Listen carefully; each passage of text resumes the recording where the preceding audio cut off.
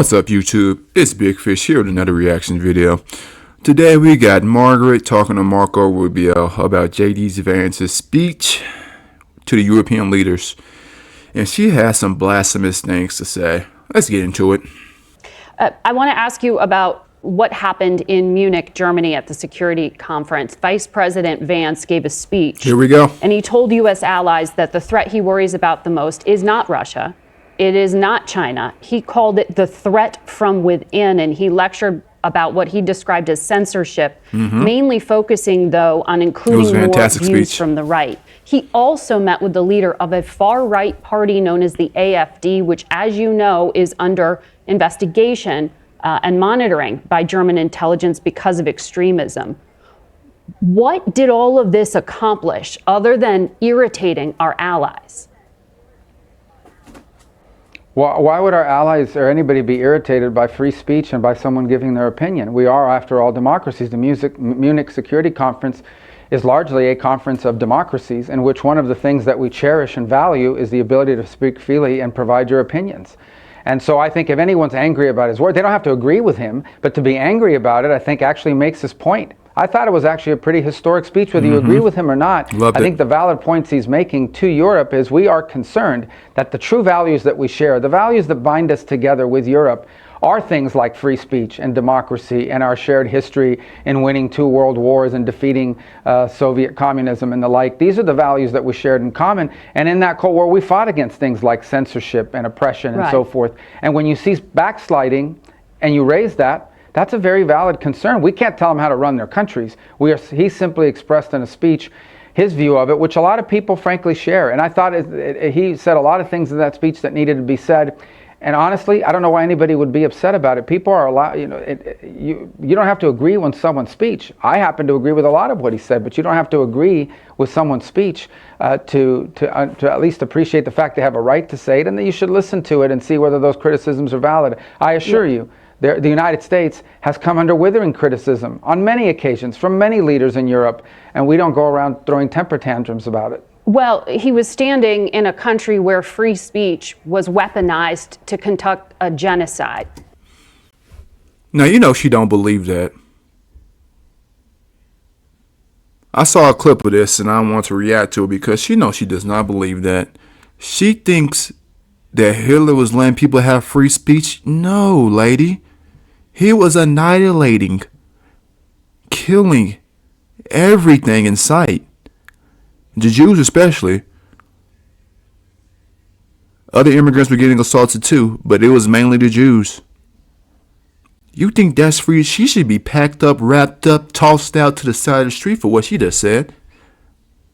That was the most stupidest thing she could ever have said. This is why no one listens to this media crap anymore. Some people still do, but it's starting to go out of style. This is wild. Let's listen to the rest of this. This is wild. And he met with the head of a political party that has far-right views and some historic ties to extreme groups. The context of that was changing the tone of it. And you know that the censorship was specifically about the right. No, I have to disagree with you. Free speech was not used to conduct a genocide. The genocide was conducted by an authoritarian Nazi regime that happened to also be genocidal because they hated Jews and they hated minorities and they hated those that they had a list of people they hated, but primarily the Jews.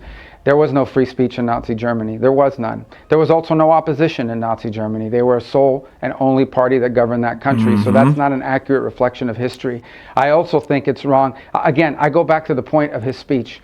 Okay, the point of his speech was basically that there is an erosion in free speech and intolerance for opposing points of view within Europe, and that's of concern because that is eroding. That's not an erosion of your military capabilities. That's not an erosion of your economic standing. That's an erosion of the actual values that bind us together in this transatlantic union that everybody talks about. And I think allies and friends and partners that have worked together now for 80 years should be able to speak frankly to one another in open forums. Without being offended, insulted, or upset. And I spoke to foreign ministers from multiple countries throughout Europe, Many of them probably didn't like the speech or didn't agree with it, but they were continuing to engage with us on all sorts of issues that unite us. So again, at the end of the day, I think that people give that is a forum in which you're supposed to be inviting people to give speeches, not basically a chorus where everyone is saying the exact same thing. That's not always going to be the case when it's a collection of democracies where leaders have the right and the privilege to speak their minds in forums such as these.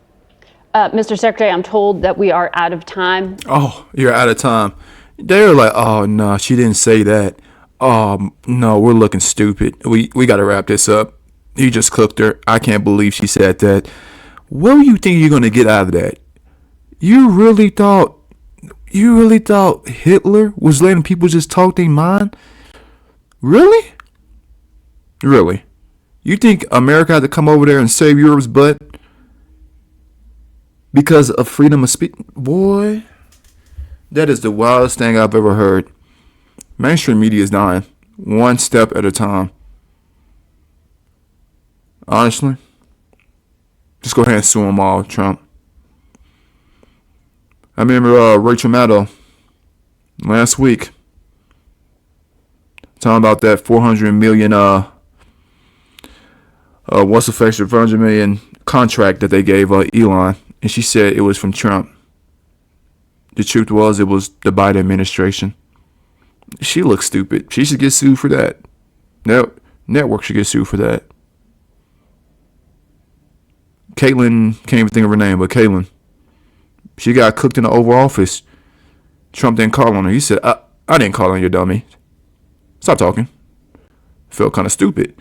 Like, they're cooked. They're done. But that's Marco Rubio having to handle Margaret real quick. Go down to the comment section. Tell me how you felt about the video. Hit the like, hit the subscribe. Thank you and peace.